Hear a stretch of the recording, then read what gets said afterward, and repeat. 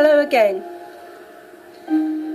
Today, and as usual, because that's my theme, I want to talk about love and the deeper meaning of why we tend to feel that we need to heal ourselves because of love, which I think is really a fallacy. It's wrong. There are many who treat love as an illness and that we all need to heal from. And they don't realise that love is the healing.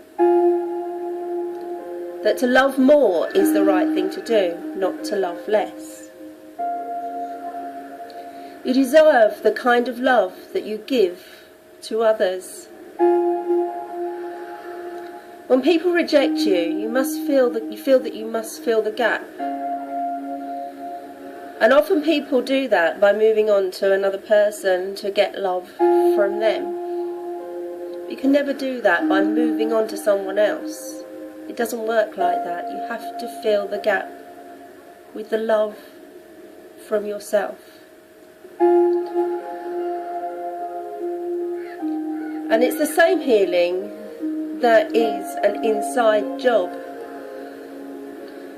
Sure, we have to believe in the healing for it to work, and if others are sending healing, that belief then backs up our own belief that this healing works for us. But it's the thoughts that go on within ourselves that causes our body to react to healing suggestion. To know that we're loved causes us healing. To believe that we are unloved, unwanted, causes us to fear, causes us to be alone, detached, angry even. Fear and the perception of loss is the cause of physical ailments that we experience in our bodies, and that we react to the anger at feeling unloved. So we must help others in some ways to show them love, even when they are feeling lost and hurt. Remember that you're not your beliefs. You're not your thoughts or your emotions. These are your senses and perceptions and experiences. You're not what happens in life. You are life. You're the I am within life, experiencing. Like a wave that laps on the shore, we are each that wave, each experiencing that we drag up from the shore. Every shell, its shape, its form, every starfish, crab or pebble we experience, and each pebble that we drag up we shape a little bit because of its encounter with us. And each time we go back to the sea, a little wiser for the experience, whilst every lap of the wave will drag up something different that we take back to the whole of which we are a part. And it is by sharing these experiences with each other that we shape that reality and what reality truly is. By reconnecting to the whole, we get a greater picture of the whole. And it is a part of what we all are collectively. And as it is with the sea, there you are at one with the God within.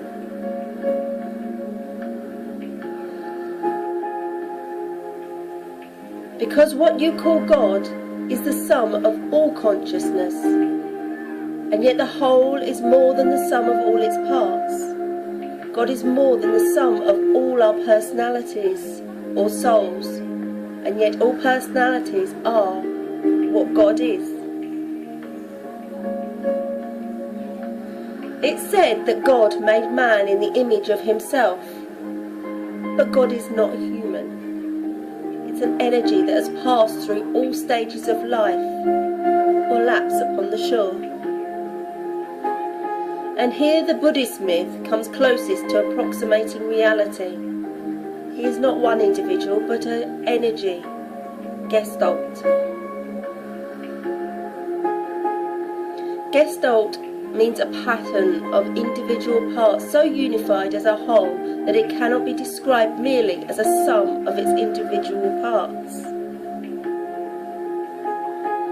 This absolute, ever-expanding, instantaneous psychic gestalt, which humans label God, is so secure in its existence that it can consciously break itself down and rebuild itself.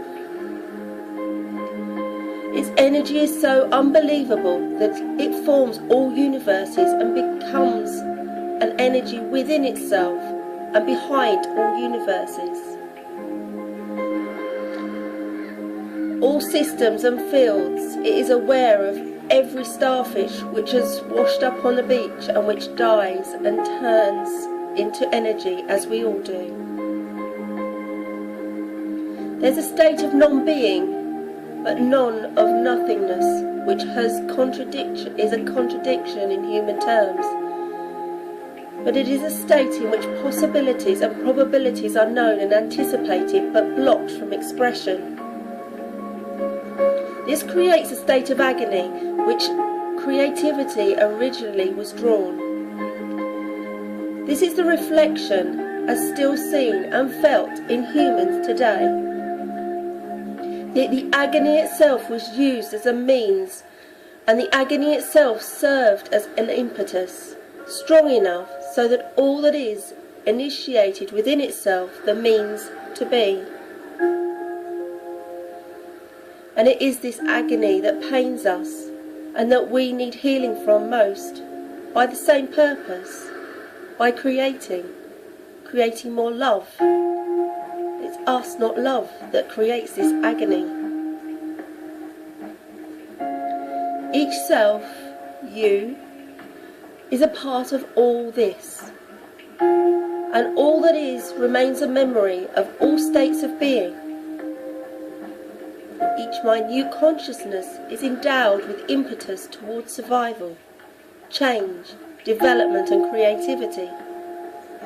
It's not enough that all that is a primary energy that desires further being, but each portion of you also carries this same determination.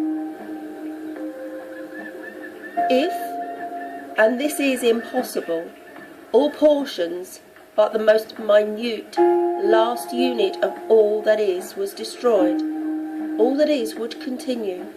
For within the smallest portion is the innate knowledge of the whole. All that is protects itself, therefore, and all that is and will continue to create. When I speak of all that is, also understand my own position within it. As created just as you are, all that is knows no other. This does not mean that there may not be more to know. It does not know whether or not psychic gestalt exists. It's not aware of them, if they do exist. It is constantly searching. It knows that something else existed before its own primary dilemma, that it could not express itself. It is conceivable, then, that it has evolved. So long ago it has forgotten its own origin, that it has developed from still another primary, which has again, in human terms, long since gone its own way. So there are answers that cannot be offered, for they are not known anywhere in the system in which we have existed. We do know that within this system of all that is, creation continues and developments are never still. The first state of agonized search for existence may have represented the birth throes of all. In other words, all that is existed in a state of being, but without the means to find expression for its own being. And that is the state of agony that we all experience. The agony and the desire to create represents its own proof of its own reality. The feelings, in other words, are adequate proof to all that is, that it exists. At first, in human terms, all of probable reality existed in nebulous dreams within the consciousness of all that is. Later, the unspecific nature of these dreams grew more particular and vivid. The dreams become recognizable one from the other until they drew the consciousness and noticed all that is. And with curiosity and yearning, all that is paid more attention to its own dreams. It then purposely gave them more and more detail and yearned towards its diversity and grew to love that which was not yet separate from itself. It gave consciousness and imagination to personalities, us. While they were still there in the dreams, they also yearned to be actual. Potential individuals in human terms had consciousness before the beginning of any being, and before any beginning as we know it to be. Then they, you, clamoured to be released into actuality, and all that is, in unspeakable sympathy, ought within itself the means. His was your terms a primary cosmic dilemma, and one which he wrestled with until it was completely involved with the development within that cosmic problem. It had not solved it all that it was. If it had not solved it, it would have faced insanity. And there would have been literally without reason and a universe. It would have eventually just run wild. The pressure came from two sources, from the conscious but still probable individual selves who found themselves alive in God's dream, and from the God who yearned to release them. This then is the dilemma of many primary Gestalt consciousnesses. The massive potential that existed, the means then came to it. It must release the creatures and probabilities from its own dream.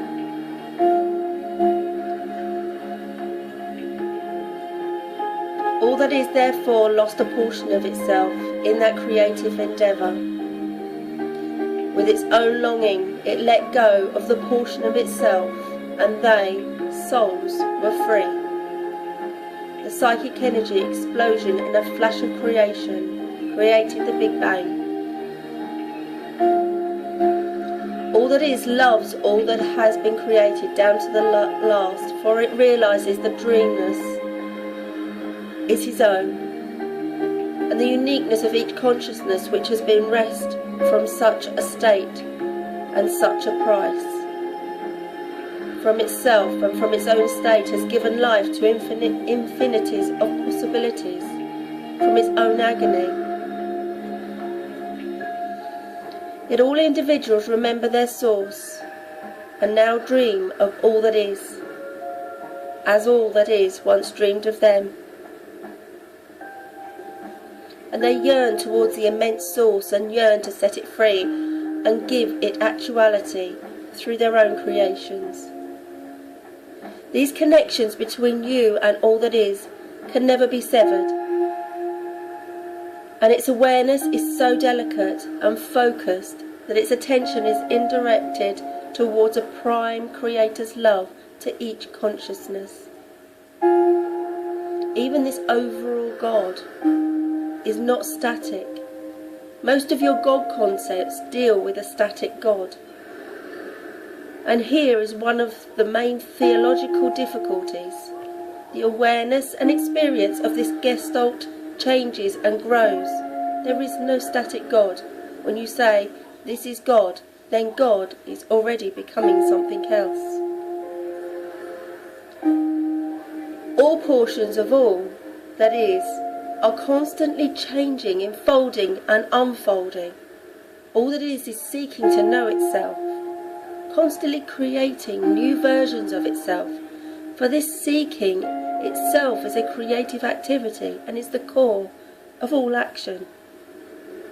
And here you are, at one with the God within. At first, in human terms, all of probable reality existed and still exists.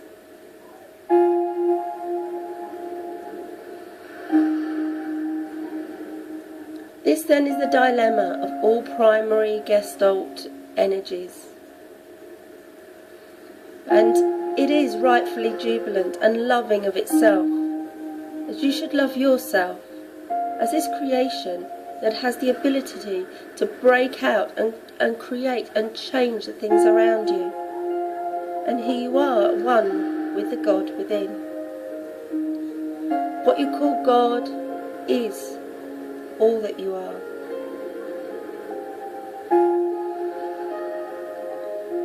And as in terms of these twin flame realities that come into being, we are each of us a part of each other, as cells split and become one.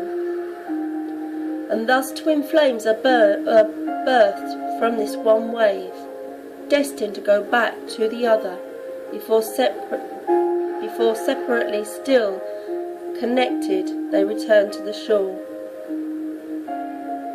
Destined to bring back the memory of this rare calling, like searching from the same pebble or shell that trips the memory of their divine connection to the whole.